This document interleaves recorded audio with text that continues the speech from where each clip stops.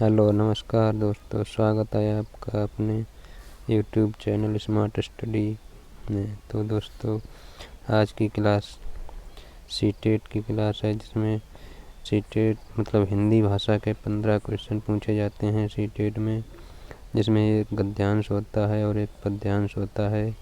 उनमें से दोनों में से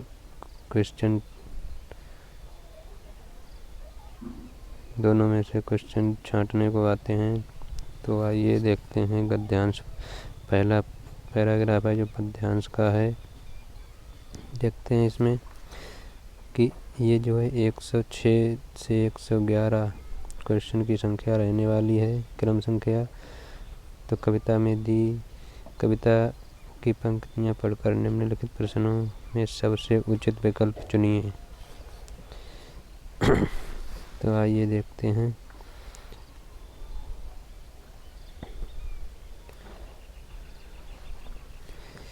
अब ना गहरी नींद में तुम सो सकोगे, गीत गाकर मैं जगाने आ रहा हूँ। अतल अस्ताचल तुम्हें जाने न दूंगा, अरुण उदयाचल सजाने आ रहा हूँ। कल्पना में आज तक उड़ते रहे तुम, साधना से सिहर कर मुड़ते रहे तुम। अब तुम्हें आकाश में उड़ने न दूंगा, आज धरती पर बसाने आ रहा हूँ। तो दोस्तों, ये सोहनलाल द्विवेदी का स्टेटमेंट है। आइए देखते हैं क्वेश्चंस क्या है। क्वेश्चंस में क्वेश्चन नंबर है 106, गहरी नींद में सोने का अर्थ है। ऑप्शन ए है मृत्यु को प्राप्त होना, परिश्रमी होना, बेखबर होना या चिंतायुक्त होना। बताइए दोस्तों, इसका कौन सा आंसर होगा। तो इसका गहरी नींद में सोने का अर्थ इसमें हो जाएगा बेखबर होना। अगला क्वेश्चन है 107, कभी लोगों को कहाँ नहीं जाने देगा। Option A Patal, option B Atal गहराई में, ऑप्शन सी जहाँ सूर्य अस्त होता है, ऑप्शन डी है पतन की राह पर। तो इसमें कहा गया कि कभी लोगों को कहाँ नहीं जाने देगा। तो बताया गया था कि अतल अस्ताचल में तुम्हें जाने न दूंगा। तो इसमें ऑप्शन नंबर डी सही हो जाएगा, पतन की राह पर नहीं जाने देगा कभी। अगला क्वेश्चन है, कवि किस तरह के व्यक्तियों को संबोधित कर रहा है। तो इस पैराग्राफ के माध्यम से कवि किस तरह के व्यक्तियों को संबोधित कर रहा है। तो ऑप्शन ए जो अत्यधिक प्रेरित हैं, ऑप्शन बी जो बहुत परिश्रमी हैं, ऑप्शन सी जो जीवन की कठोर वास्तविकताओं से बेखबर हैं, जो आकाश की ऊंचाइयों को छूना चाहते हैं। बताइए दोस्तों, कौन सा आंसर होगा। इसमें बताया है जो जीवन की कठोर वास्तविकताओं से बेखबर हैं, यही आंसर हो जाएगा। Option number 3, option C answer हो जाएगा। अगला क्वेश्चन है, कवि लोगों को क्यों जगाना चाहता है। तो ताकि लोग गीत सुन सकें, या ताकि मनुष्यों में गतिशीलता आ सके, वे प्रगति के पथ पर आगे बढ़ सकें, या सुबह हो गई है, या कवि का दायित्व है। तो इस पैराग्राफ के माध्यम से बताया है कि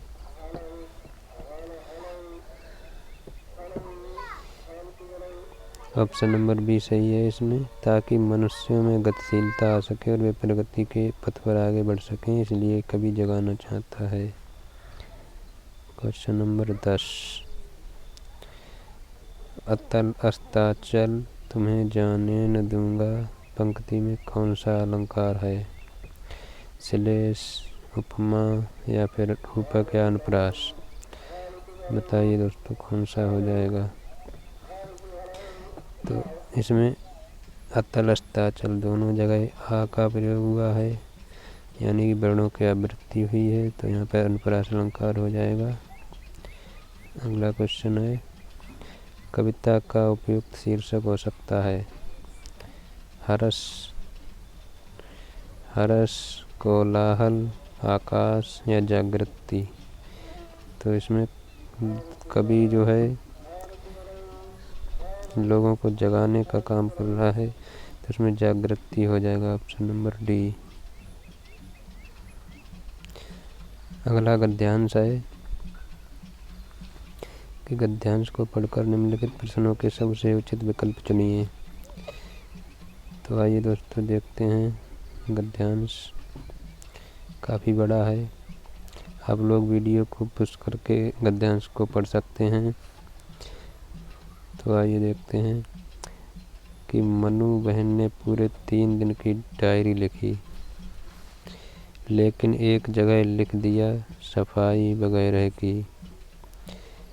गांधी जी प्रतिदिन डायरी पढ़कर उस पर अपने हस्ताक्षर करते थे। आज की डायरी पर हस्ताक्षर करते हुए गांधी जी ने लिखा, काटने की गति का हिसाब लिखा जाए, मन में आए हुए विचार लिखे जाएं, जो पढ़ा हो उसकी टिप्पणी लिखी जाए, वगैरह का उपयोग नहीं चाहिए। डायरी में वगैरह शब्द के लिए कोई स्थान नहीं है। जिसने जो पढ़ा हो वह लिखा जाए। ऐसा करने से पढ़ा हुआ कितना पच गया है यह मालूम हो जाएगा। जो बातें हुई हों वो लिखी जाएं। आगे मनु ने अपनी गलती का एहसास किया और डायरी विधा की पवित्रता को समझा। गांधी जी ने पुनः मनु से कहा, डायरी लिखना आसान कार्य नहीं है, वह इबादत करने जैसी विधा है। हमें शुद्ध व सच्चे रूप से प्रत्येक छोटी बड़ी घटना को निष्पक्ष रूप से लिखना चाहिए, चाहे कोई बात हमारे विरुद्ध ही क्यों न हो। इससे हमें सच्चाई स्वीकार करने की शक्ति प्राप्त होती है। तो ये गांधी जी के कुछ रोचक स्मरण थे, संस्मरण। अब आइए देखते हैं क्वेश्चंस को। तो क्वेश्चन है, मनु को अपनी किस गलती का एहसास हुआ?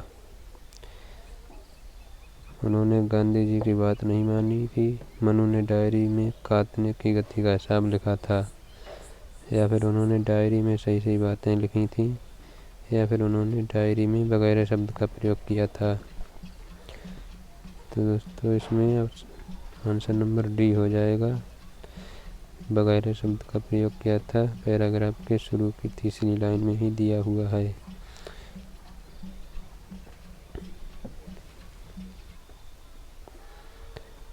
एक 113 क्वेश्चन नंबर, गांधी जी ने वगैरह शब्द पर अपनी आपत्ति क्यों जताई? ऑप्शन है, वगैरह शब्द की जगह आदि शब्द का प्रयोग सही है, या फिर गांधी जी चाहते थे कि सही भाषा का प्रयोग हो, या फिर वगैरह शब्द में कार्य और विचार की स्पष्टता नहीं है, या फिर वे चाहते थे कि बातों का ज्यों को त्यों लिखा जाए। तो इसका आंसर बताइए कौन सा सही होगा। ऑप्शन नंबर सी इसका सही आंसर है, वगैरह शब्द में कार्य और विचार की स्पष्टता नहीं है। अगला क्वेश्चन, गांधी जी ने डायरी लिखने को इबादत करने जैसा क्यों कहा है? ऑप्शन है, दोनों में समय लगता है, दोनों कार्य हमारे कर्तव्यों में शामिल नहीं हैं, दोनों में कार्य रोज किए जाते हैं, दोनों में सच्चाई और ईमानदारी चाहिए। बताइए इसका आंसर। गांधी जी ने डायरी लिखने को इबादत करने जैसा क्यों कहा है? इसका आंसर डी सही है, क्योंकि दोनों में सच्चाई और ईमानदारी चाहिए। अगला क्वेश्चन, डायरी लिखना इसलिए महत्वपूर्ण है क्योंकि इसमें व्यक्ति स्वयं का विश्लेषण करता है और स्वमूल्यांकन भी करता है, या फिर इससे व्यक्ति पूरे दिन किए गए जमा खर्चा का हिसाब किताब कर सकता है, या फिर गांधी जी इसे महत्वपूर्ण मानते हैं, या फिर इससे व्यक्ति का समय अच्छा गुजर जाता है। बताइए दोस्तों कौन सा आंसर ठीक होगा। तो पैराग्राफ के अनुसार इसमें ऑप्शन नंबर ए ठीक होगा। इसमें व्यक्ति स्वयं का विश्लेषण करता है और स्वमूल्यांकन भी करता है। अगला क्वेश्चन, 116। गांधी जी प्रतिदिन डायरी पढ़कर क्या करते थे? हस्ताक्षर करते थे, क्योंकि ये उनका नियम था? नहीं, ये नियम नहीं था। पैराग्राफ के अनुसार लोगों को उनकी गलती का एहसास कराते थे या फिर डायरी पर हस्ताक्षर करते थे और ये देखते थे कि व्यक्ति अपने कार्य और विचार में किस दिशा में जा रहा है। ऑप्शन डी है, हस्ताक्षर करते थे ताकि जांच का प्रमाण दिया जा सके। बताइए दोस्तों, कौन सा आंसर ठीक होगा? तो पैराग्राफ के अनुसार गांधी जी जो है डायरी पर, तीसरा आंसर सही हो जाएगा, डायरी पर हस्ताक्षर करते थे और यह देखते थे कि व्यक्ति अपने कार्य और विचार में किस दिशा में जा रहा है। अगला क्वेश्चन है,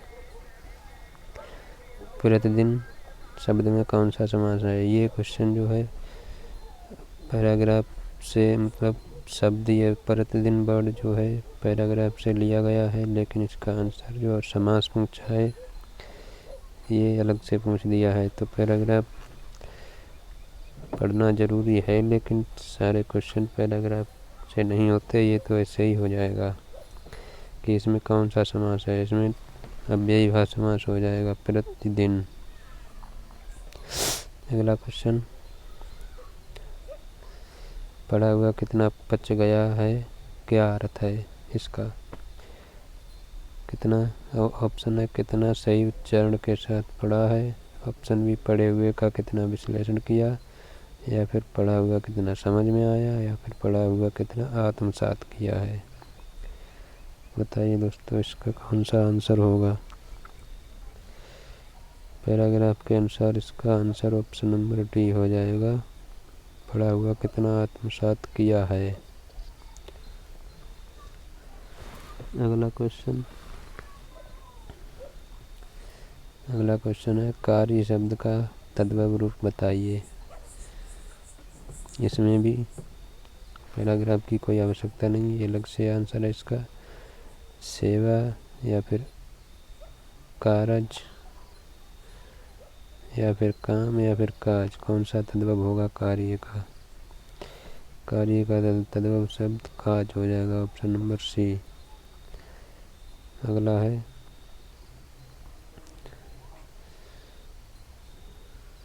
विचार में एक प्रत्यय लगाकर शब्द बनेगा, कौन सा शब्द बनेगा?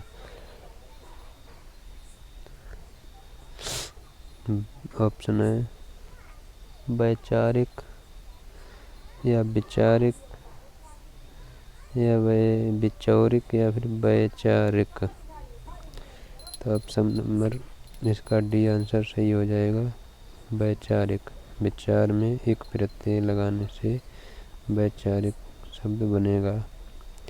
तो दोस्तों, आज की क्लास में ये 15 महत्वपूर्ण क्वेश्चंस किए हमने पैराग्राफ के, सीटेट के एग्ज़ाम में आते हैं। बहुत ही महत्वपूर्ण है, 15 नंबर आसानी से प्राप्त किए जा सकते हैं थोड़ी सी प्रैक्टिस करने के बाद। तो दोस्तों, ये 2011 का प्रीवियस ईयर क्वेश्चन का मतलब पैराग्राफ लिए थे हमने। अगले वीडियो में ऐसे ही सीटेट प्रीवियस ईयर के क्वेश्चंस लेकर आएंगे, तो बने रहिएगा वीडियो में और चैनल को सब्सक्राइब कर लीजिए। चलिए मिलते हैं अगले वीडियो में। थैंक यू, नमस्कार, जय हिंद, वंदे मातरम।